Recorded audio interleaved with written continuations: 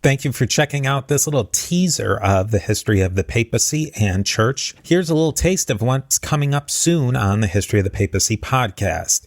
Now, if you like what you hear, I'd love it if you'd leave a rating and review on Apple Podcasts or your podcatcher of choice. If you want to support the podcast even more, consider becoming a Patreon on patreon.com/history of the papacy. There are many levels and benefits for you, and you help keep the history of the papacy going. You can learn more about all of this at historyofthepapacypodcast.com.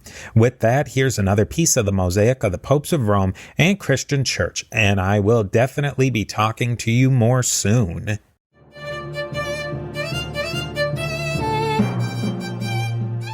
Separating church from state, and then having the church, having all these institutions be more nationalized. I think in some ways the separation of church and state probably helps the church a little bit. It lets it focus on a core mission, which is that it's going to be a religious and moral and spiritual authority, and it's not going to compete in a power struggle with secular governments over, things that nowadays we would consider to be the responsibility of secular governments. So I think in some ways it's probably helped by that.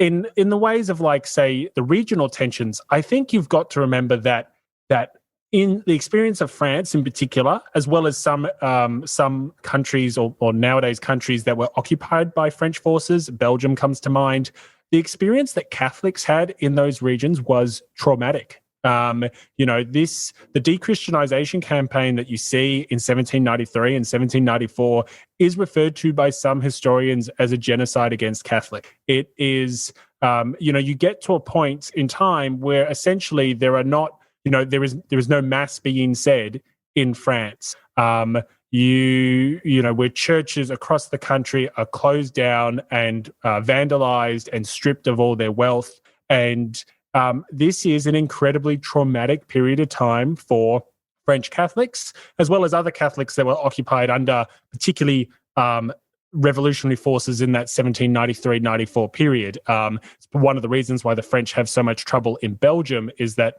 the locals there are insistent on keeping the prominent position and power of their priests.